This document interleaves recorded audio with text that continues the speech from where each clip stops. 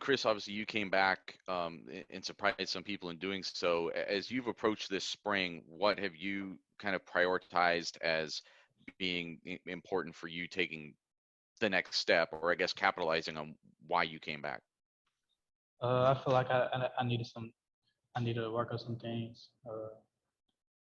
So I came back, try to get in the weight room more, get a lot stronger, turn into a complete receiver, and try to be NFL ready week one when I get to the NFL. All righty, let's go next to Dan Hope from 11 Warriors. Hey, Chris. A couple weeks ago, you were out there catching passes for Justin Fields at the pro day, and that could have been your pro day, and you're back here for another year. So just curious, kind of what that was like for you. It was fun. Not seeing Justin for so long, him going to California training and stuff. But to finally get out there and run routes in front of scouts and just run routes and, with all my teammates and especially catch balls from Justin, it was fun being out there and trying to make him look good. So. All righty, next up, let's go to Bill Rabinowitz from the Dispatch. Hi, Chris.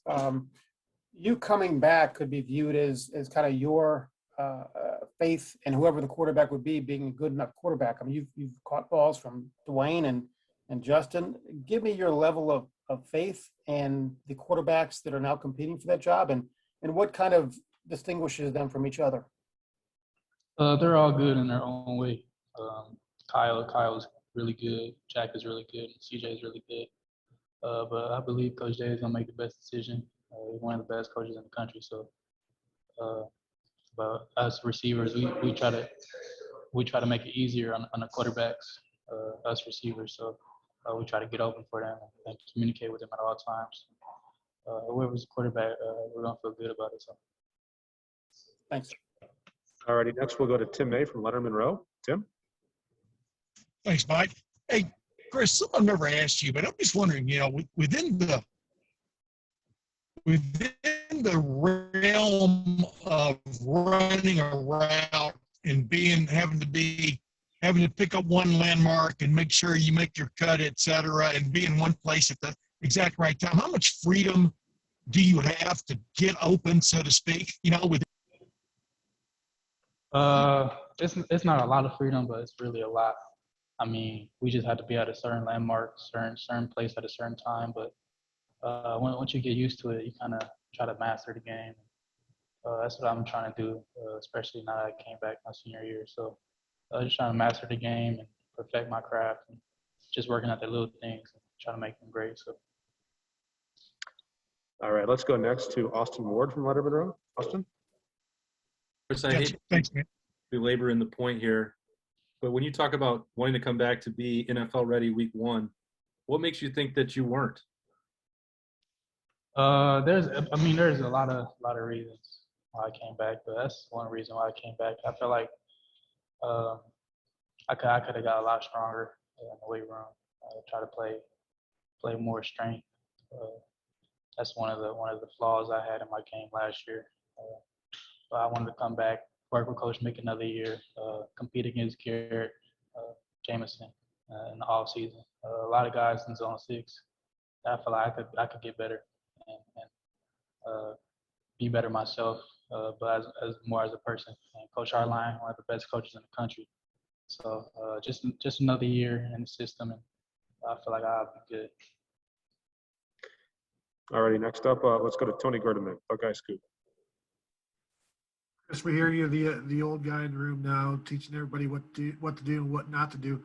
Who was that for you, and what did you learn from them? I feel like when people refer to me as an old guy, I feel like I'm not that old, really. I feel like I'm still 20 years old.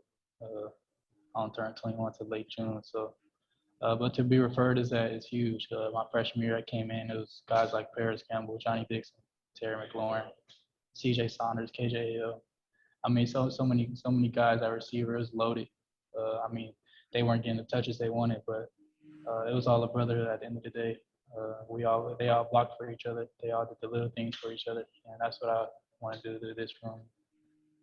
There's only one ball, so everybody can't get the ball every play. So we got to work with each other. That's how we want to do it. Thanks. All right, got time for just a couple more. We'll go to Patrick Murphy first. Patrick? Chris, when you made the decision to come back, did you talk to especially some of the younger receivers in the room, guys who probably haven't had the opportunity that they hoped for? Because I think a lot of them probably assumed, like we did, that you were going to go and there would be more chances. Did you have to talk to them and kind of say, hey, look, this is why I'm coming back, and here's how I see this going? I mean, I called them, most of them on the phone before I made the decision. Told them I was coming back. They were cool with it.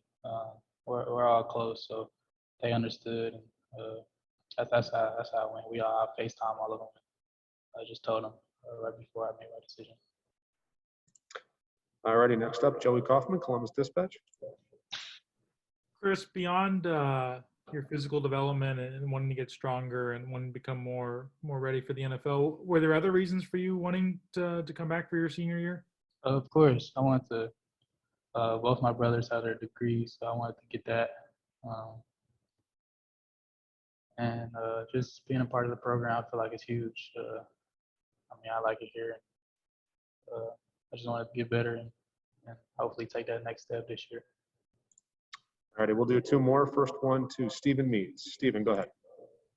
Chris, you keep talking about you just wanted to get stronger. I don't know. Were you getting that type of feedback from people that's something they wanted to see you do, or is that just a revelation you came to on your own?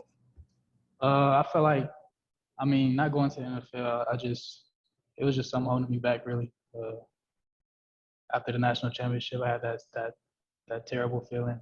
I'm a competitor, so after that national championship, I had a terrible feeling in my stomach. I just didn't want to leave college like that. And growing up dreaming, I always wanted to win a national championship. I always wanted to do everything in college and go to the NFL. So I came back to, I feel like we had unfinished business. I believe in the quarterback play. I believe in Coach Day. I believe in the program. So I wanted to do another year to try to win a national championship and try to do all those things. All righty, and last question for Chris to Jeremy Birmingham. Jeremy. Hey, Chris, with the young guys, with Marvin, with Emeka, I mean, you've had an opportunity this spring, probably not to take a lot of reps because you don't really need as many as those guys do. What have you seen that will surprise people when they get a chance to see them on Saturday for the first time? Marvin Harrison is real. I mean, route runner, technician, all that. He's a deep threat. He's a real good receiver. And I hope you guys get to see that on Saturday. Mecca is really good. Also, he's really developing when he first got here. Since when he first got here, and Jaden's really good too. He's really athletic, really raw. Once he learns how to become a receiver, he's gonna be really good. So I'm really proud of those guys and how they keep developing, and they work so hard. They keep their heads down. They don't really say much. Those are the type of guys that you want. So they're gonna be really good in the future. I can't wait. Are you impressing on them the importance of special teams and their opportunity to make an impact there? I ain't even had to say anything to them, really. That's how the program is built. So yeah, they're doing a lot of special teams reps, trying to get on special teams so they can play on offense.